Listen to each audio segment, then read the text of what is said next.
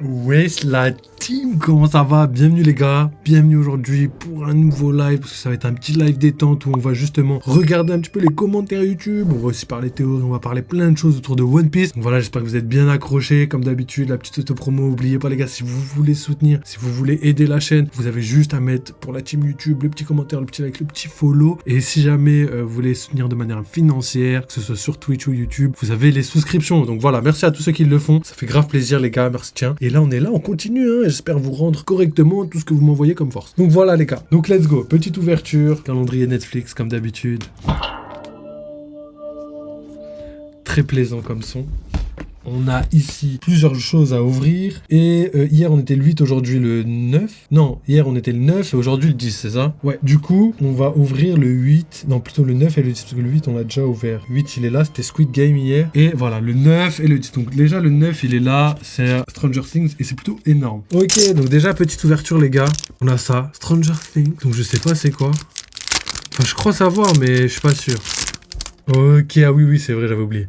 Donc voilà les gars, en fait c'est un petit socle et c'est voilà une petite image de ce qu'on retrouve comme monstre dans Stranger Things. Et c'est marqué Démogorgon. Et du coup à l'intérieur, bah du coup t'as une espèce de plaque en verre et sur la plaque en verre, t'as tout simplement voilà un socle.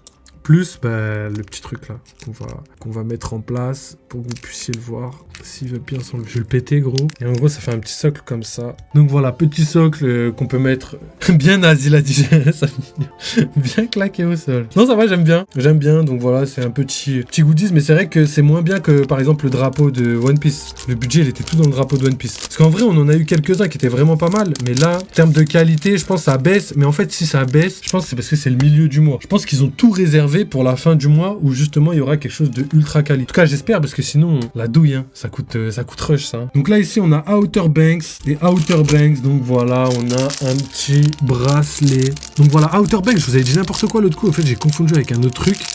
Et Outer Banks en fait c'est un truc où les gens ils chassent des trésors. Un peu comme des pirates et tout. C'est pour ça qu'on avait une planche de surf. Là, on a un bracelet. T'es allé surfer, gros. Ça, c'est le genre de bracelet que je vais pas mettre, tu vois. Mais voilà, en tout cas, petit goodies encore qui est pas mal.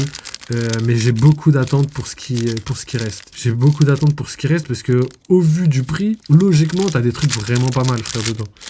Logiquement. Et pour l'instant, on n'en a pas pour notre argent. Donc voilà, les deux trucs qu'on aura aujourd'hui. Donc ça, c'était le 8, non, le 9, et ça, c'était le 10. Demain le 11, on a The Witcher et après-demain du coup Rebel Moon.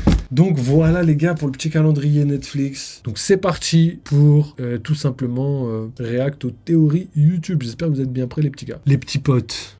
Ok, premier commentaire les gars. Donc là c'est en référence à une vidéo où je parle de Garp vs Rayleigh pour faire un peu de power scaling. Deviner un petit peu le pouvoir des personnes, la puissance des personnes qui sont là. Et du coup, on a Peggy, on va l'appeler comme ça, qui dit « Le problème, c'est que le combat Rayleigh contre Kizaru n'avait pas pour but de tuer, mais de le retenir. Preuve, à aucun moment Rayleigh utilise le HDR, qui est quand même le pouvoir le plus puissant. Et de l'autre côté, aucun des commandants de Barbe Noire n'est à fond quand il lui donne tout ce qu'il a. Donc c'est un peu trop simple de se baser simplement sur ces deux prestations, alors que quand on voit Rayleigh vraiment prêt à tout, il te menace un Yonkou, et même s'il le bat pas, il lui donne le combat de sa vie. Garp lui tient tête à des mecs pas si forts que ça, et contre Aokiji, on voit bien que ce dernier n'est pas à fond, vu qu'il n'utilise pas son fruit, mais Garp, lui, l'est. Aïe aïe aïe, malheureusement, ce message, aïe aïe aïe, le pauvre, parce que, vu que c'était il y a longtemps, et ben tout simplement aujourd'hui,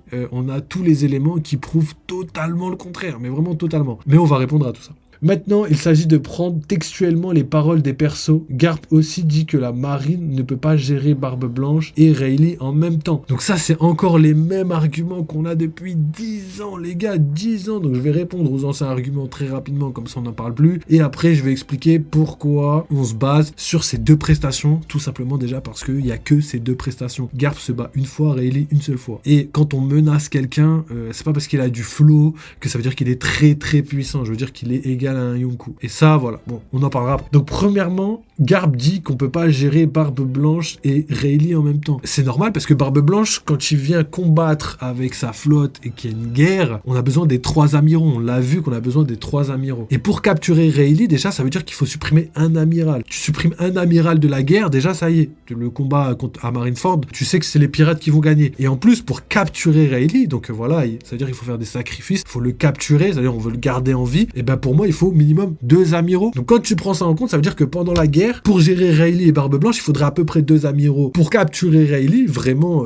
facilement, on va dire. Et du coup, ça fait 2 amiraux en moins pendant la guerre. Donc ça veut dire que Barbe Blanche gagne très facilement, étant donné qu'il n'y aurait pas Kizaru et Aokiji pour retenir tout simplement les capitaines de l'équipage de Barbe Blanche. Donc ça fait beaucoup plus de force. Donc déjà, ça, c'est tellement logique. Je comprends même pas pourquoi encore aujourd'hui, en 2024, on est sur ce type d'argument. C'est logique qu'ils peuvent pas gérer les deux parce que Rayleigh a besoin de minimum un amiral et on a besoin de tous les amiraux pour gérer Barbe Blanche. Donc c'est pour ça que la phrase a été dite. Ça, pour moi, c'est très très simple.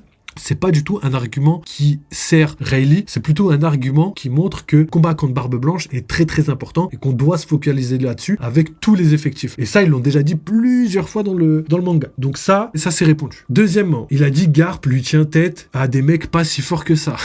Des mecs pas si forts que ça, on a quand même Shiryu et Aokiji. Ensuite, il a dit que Aokiji se battait pas à fond et que Garp se battait pas à fond. Aokiji, s'il se bat pas à fond, déjà, ils se battent à fond, entre guillemets, et Aokiji, s'il se bat pas à fond, Garp non plus se bat pas à fond parce qu'il a pas utilisé le Haki des rois et on l'a vu dans les vif cards, le Haki des rois fait partie de tout simplement le panel de techniques de Garp. Pourtant, il l'a pas utilisé. Donc voilà, l'argument qu'il a dit par rapport à Rayleigh, parce que Rayleigh a pas utilisé le Haki des rois contre Kizaru, etc., et ben finalement, il marche pas parce que Garp non plus, il a pas utilisé le Haki des rois. Donc déjà, encore un autre argument qui, pour moi, n'a plus aucun sens maintenant. Et du coup, ça confirme encore une fois de plus que ce que je vous avais dit dans la vidéo de Garp vs Rayleigh, est totalement légitime. En tout cas, c'est totalement légitime de penser ça. Donc voilà. Donc maintenant, pour terminer avec les deux prestations, et après on en arrêtera un petit peu avec le combat Garp et Rayleigh, j'ai déjà dit plusieurs fois, j'ai déjà détaillé plusieurs fois, et en plus de ça, là c'est un commentaire qui a fait plusieurs mois qu'il l'a écrit, donc voilà, avec le temps, on a eu des informations complémentaires qui sont venues encore me conforter dans l'idée du level entre Garp et Aokiji, et du coup, on a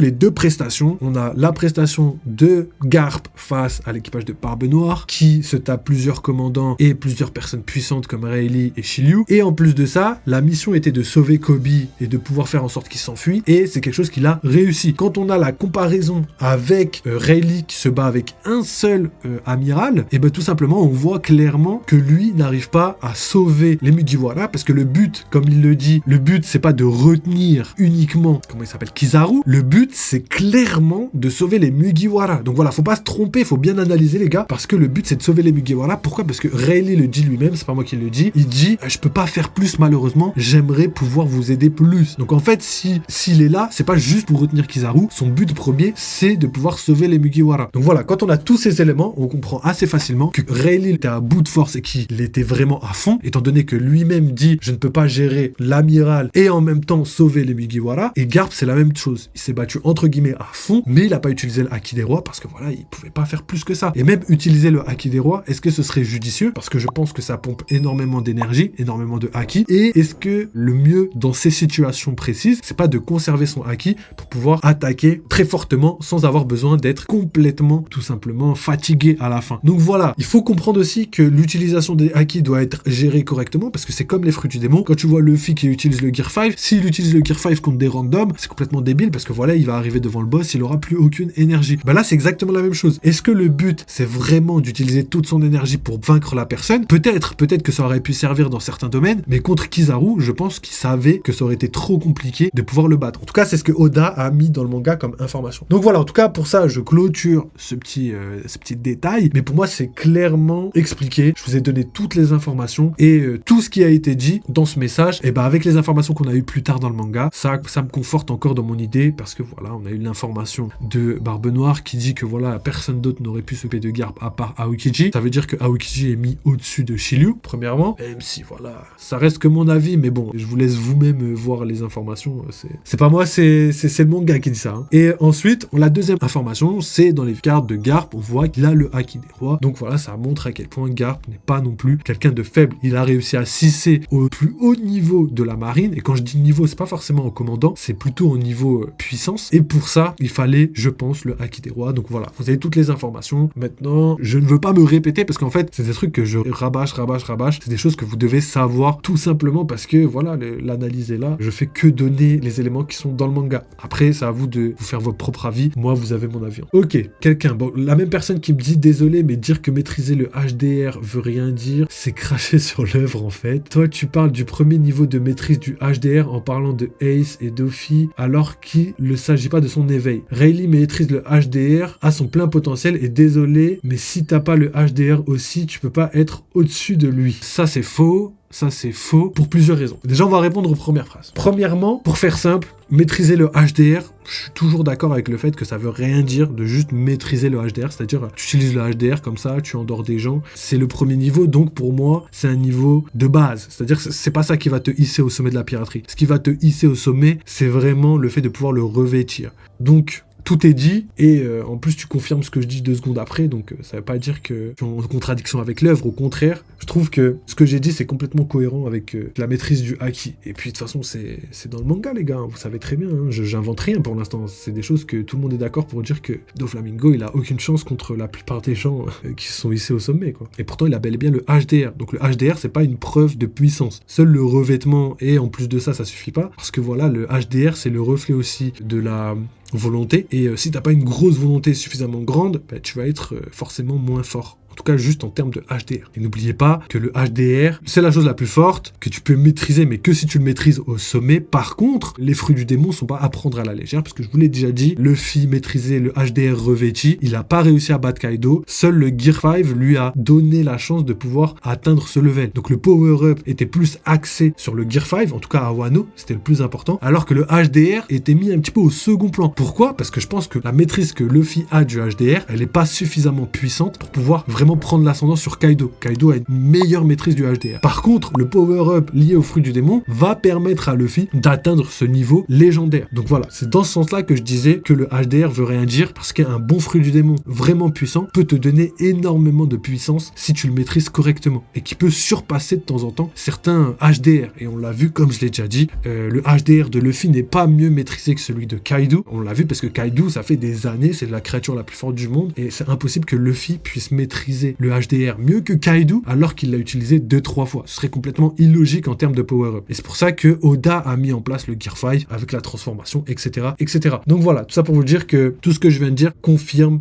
ce que j'avais dit dans la vidéo. Donc voilà, faut juste comprendre. On continue les gars. Comparer le niveau de maîtrise de HDR de Luffy et Rayleigh, c'est un peu bête, vu que Rayleigh le maîtrisait beaucoup plus que Luffy contre Kaido. Mais frère, c'est exactement ce que je viens d'expliquer. Et c'est marrant qu'il dise ça. C'est comme s'il se contredisait tout seul par rapport au message qu'il avait dit juste avant. Donc voilà, je m'étale pas plus là-dessus, parce que voilà, je pense avoir dit tout ce qu'il y avait à dire. En plus, je voulais pas trop m'éterniser sur Garp et Rayleigh, surtout que voilà, c'est des choses que je répète depuis très longtemps, comme j'ai déjà dit avant. Donc voilà les gars, merci d'avoir regardé, mais c'est terminé pour cette première partie. Je vous mets la partie de juste en haut à droite, comme ça vous pouvez basculer directement. Sinon, si jamais vous voulez soutenir la chaîne, comme d'habitude, le petit like, le petit follow, le petit commentaire, vous avez accès à Twitter et Discord si jamais vous voulez des infos supplémentaires ou même discuter avec la commu, n'hésitez pas les gars. Et sinon, il y a les petites souscriptions, que ce soit pour YouTube ou pour Twitch. Voilà, si vous voulez participer au développement financier les gars, n'hésitez pas, ça nous aide énormément, et en plus vous avez accès à pas mal de trucs assez sympathiques. Donc voilà les gars, merci d'avoir regardé cette vidéo encore une fois. Vive les jeux vidéo, vive One Piece, et à très vite.